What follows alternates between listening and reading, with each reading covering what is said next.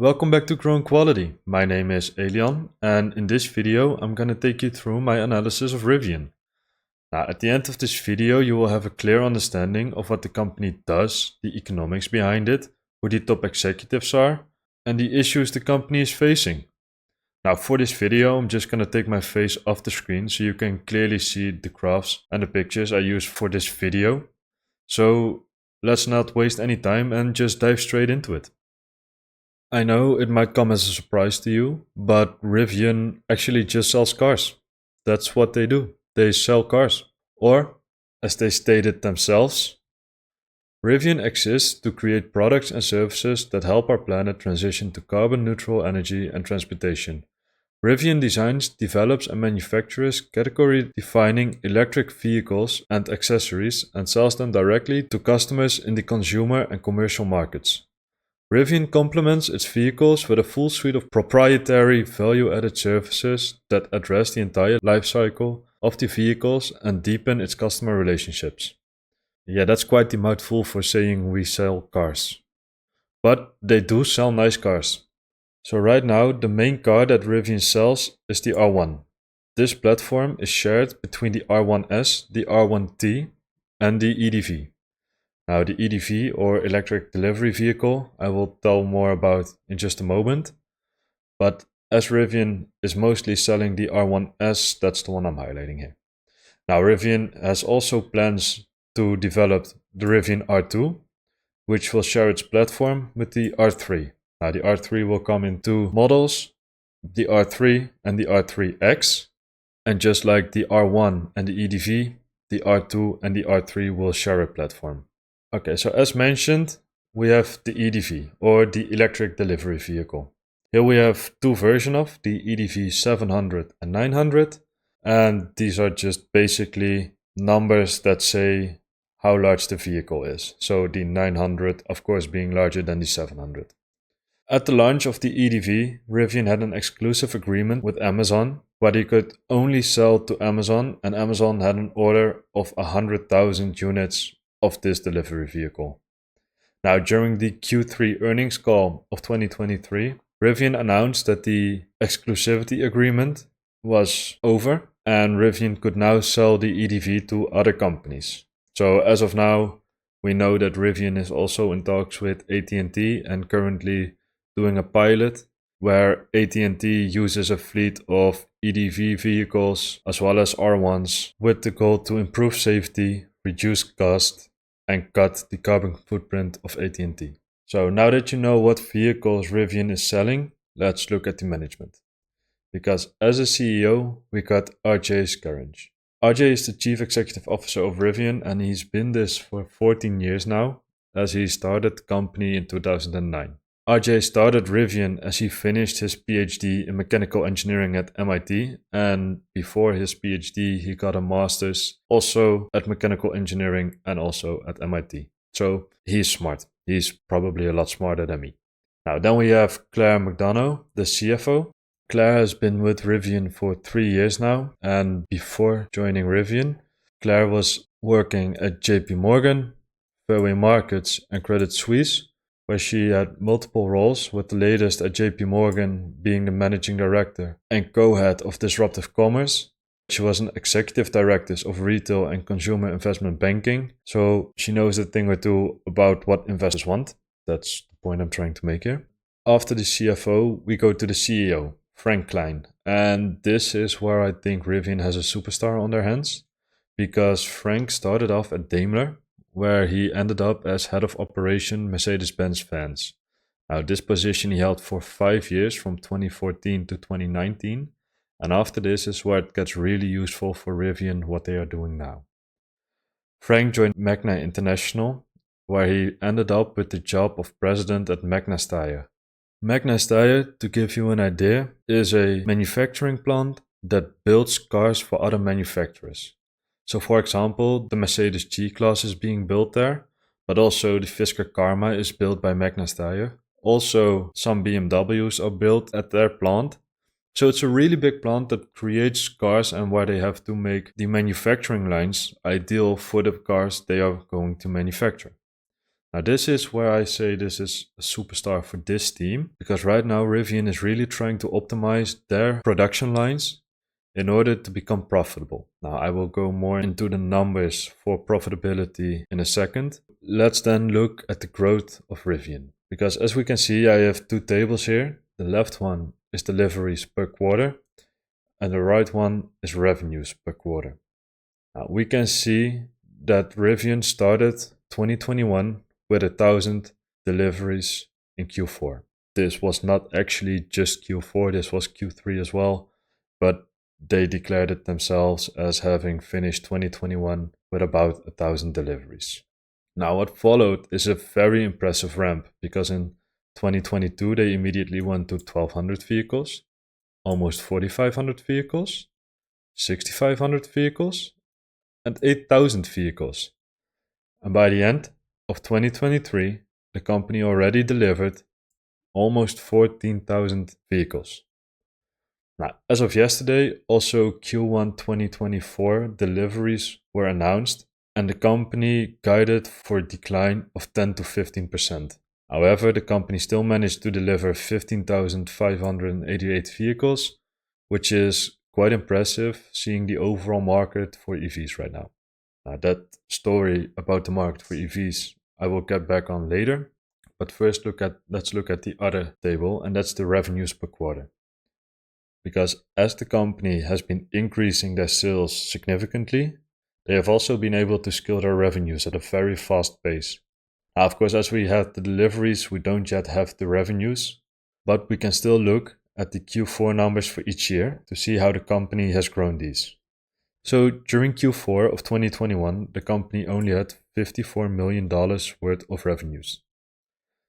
Then in 2022, this number increased to 663, and in 2023, this number increased to 1,350 million of revenues. This is an incredible increase of revenues, but what's most notable here is how the revenues went from Q3 of 2023 to Q4 of 2023. And why is this? Because it shows that the company is actually making more money per vehicle sold than they did in the previous quarter on a revenue basis. Because what we can see here is that deliveries were down, but revenues stayed up very well. Now, this is of course a huge positive, because we cannot say this for every competitor. So as we look at the growth of Rivian, it's also important to note the gross profit and the net loss per quarter. So once again, I have two graphs for you. On the left side, we have the gross profit per quarter, and on the right side, we have the net loss per quarter. What stands out here is that the company is actually already losing money on a gross profit or gross loss basis. That means that it's more expensive to produce the cars than they manage to pull in revenues. This is of course pretty bad, because that means that you lose money on every car you make. And for Rivian, this number comes out to about $43,000 in Q4 of 2023. Now, they have been making enormous strides in this number, because as we saw in the last slide, we know that Rivian has vastly increased the production of their vehicles, yet has managed to lower the gross loss during the last three quarters of 2023 compared to the year prior quarter. Now, we also know that during Q4 of 2022, the gross profit or the gross loss per vehicle sold was about 120,000. So they actually improved that number by 81,000, but still they are at about $43,000 of loss per vehicle sold. The good thing is, during Q4 of 2024, the company expects to have a modest gross profit, but then we still have the net loss per quarter. During Q4, the net loss came out to almost 1.1 billion, as gross profit or the gross loss was only 600 million. This means that the company still has to make up for a large gap after they go to gross profitability. So if we know how challenging that is, let's just look at the balance sheet. So when we look at the balance sheet, we can see that the cash and cash equivalents have been coming down quite fast, and that the inventories have risen quite a bit as well. Now we know that the company is waiting for some parts, and that therefore some of the produced vehicles are standing on the side waiting to be delivered, and these parts are expected in April. Now, what we also can see is that the company has a big increase in long-term debt. This is, of course, as they have to finance their activities because they are burning to cash at quite a rapid pace. Now, what else we can say about this balance sheet is that they do have a lot more cash than debt. However, with the current cash burn, it's quite an issue. Now, the company did say that they have enough cash and are sufficiently funded to go through the start of R2 production, and this is actually in the first half of 2026.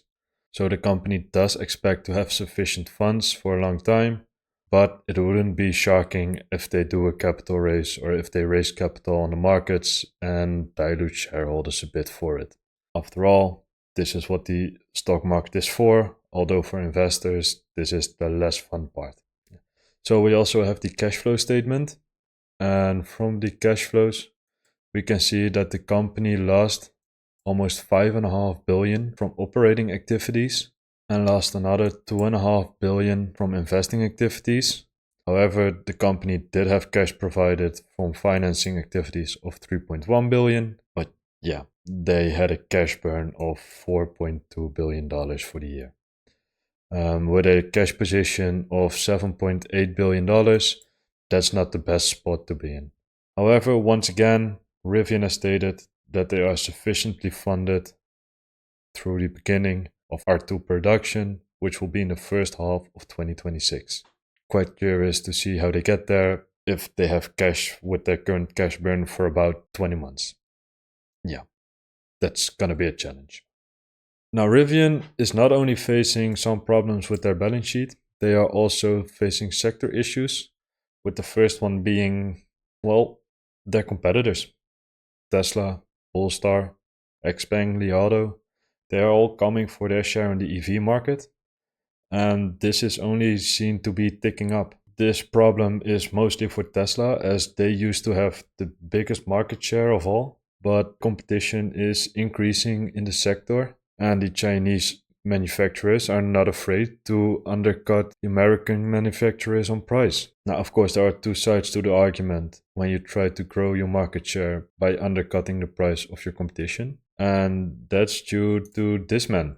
Because as capital is more expensive right now, people don't want to take out the auto loans which have very high interest rates. So in this environment and this so in this consumer environment, it makes sense to undercut your competition and to try to be the cheaper option. However, as we saw like in 2021, people want a more premium product whenever conditions improve.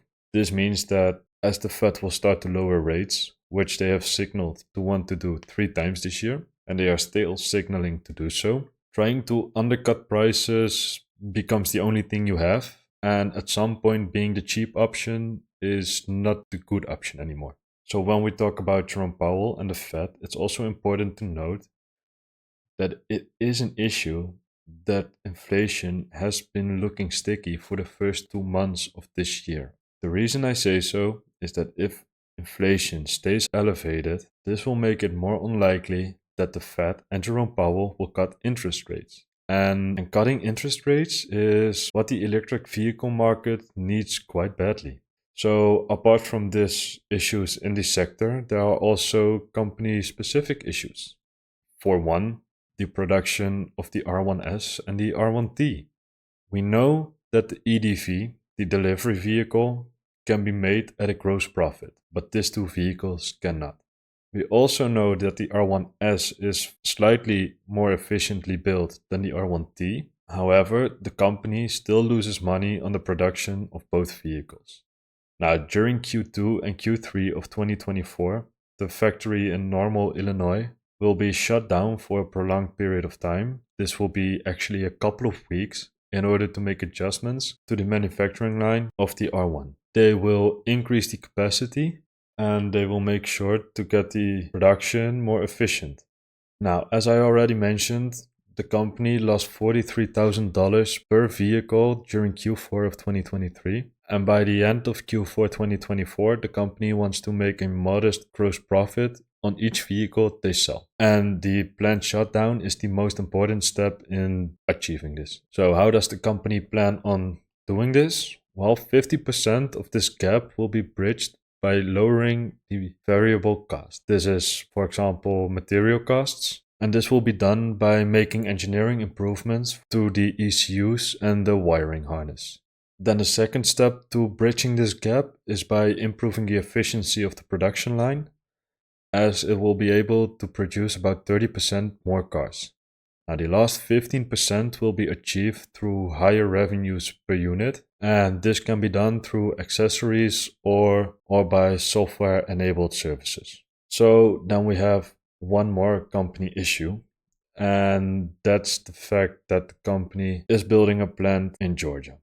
Now, as the R2 will be launched in Normal, Illinois, this will save the company about 2.25 billion through the start of it, but the company is building that other factory, and they will bring production for the R2 and R3 to that plant. The company will probably also have to stop the factory and do even more adjustments to it in order to support the production of the R2 and to be able to start the production there. So that will bring a lot of additional cost to the process. So pausing the building of the Georgia plant is a good thing in the short term, but I wonder if the company will not have to make a lot more costs in order to eventually bring production there instead of just doing it from the start and just going through the pain for investors. Now, like I said, we also have more on the financials because the operating expenses are quite high. Now, you don't have to really look at this one because that's mostly due to the one-time expenses that are related to the IPO. Of course, it's an expense, but that's why it sticks out so much. The company has also said that it will be laying off about 10% of the salaried workforce. And if we see this graph, yeah, it needs to. Because they have about $1 billion in the latest quarter in operating expenses. And as the company is making $1.3 billion of revenues, that's simply too much. They want to get to a modest gross profit, and yet they are still pulling about $1 billion in cost on the other side. They also have big capex costs. Well, this is not something very strange with an automaker. That's something you just have to accept. So in Q4 2023, the capex cost was almost 300 million. So then we have the operating loss per quarter. And this is where it gets really, I don't really have many words for it. Operating losses seem to be coming down a bit, as we can see for the Q4 quarters, where in 2023 it was 795 million, and in 2023 it was 1.6 billion, or almost 1.6 billion. Now, the operating loss per quarter is simply too high. There is no reason to justify this. The company has just started the production of the vehicles at way too big of a loss, and that's what you're seeing right now, and that's burning investors. We will just have to see how this improves to Q1 of 2024 and in further quarters, but this is a big risk of the company. So with that, we come to my conclusion about Rivian. Now, let's start off with the vehicle. I think they are absolutely gorgeous, and I think they are very good looking. But of course, this is really an opinion. This is not something objective. But what I can say objectively about the design is that I really like the headlines and that they really stand out and are quite unique. I am also very impressed with how this company has been able to scale their deliveries. Now, of course, for 2024, the company has guided towards deliveries of 57,000 units. This is mostly in line with their deliveries for 2023, and I think there are two main reasons for this. The first being caution, or as we can see with all the electric vehicle companies, deliveries are going down and it's very much a tougher operating environment. As the cost of capital has been going up massively, it has become more difficult to sell an electric vehicle. Now, we also know that they have the wind in their back in terms of the long-going trend of increasing electric vehicle sales, but as competition is also rising, it's becoming more and more difficult to claim your share of the market.